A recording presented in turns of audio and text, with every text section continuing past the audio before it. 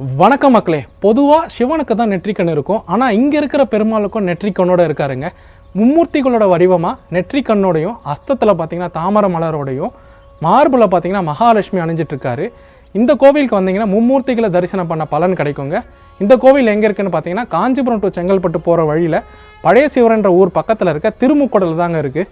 இங்கே இருக்க பெருமாளுடைய சிறப்பே என்ன அப்படின்னா, இவர் 2000 ஆண்டுகள் பழமையான சுதை சிற்பம். ஸோ இந்த பெருமாளுக்கு பார்த்தீங்கன்னா அபிஷேகம் கிடையாது, தைலக்காப்பு மட்டும்தான்.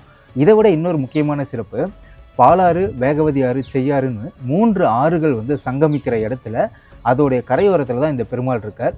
இவர் வடக்கு திசை நோக்கி இருக்கார். இது ரொம்பவே ஒரு ஸ்பெஷலான ஒரு விஷயம். அது மட்டும் இல்லைங்க, இந்த கோவில் 1000 வருஷத்துக்கு மேல பழமையான கோவில்னு சொல்றாங்க.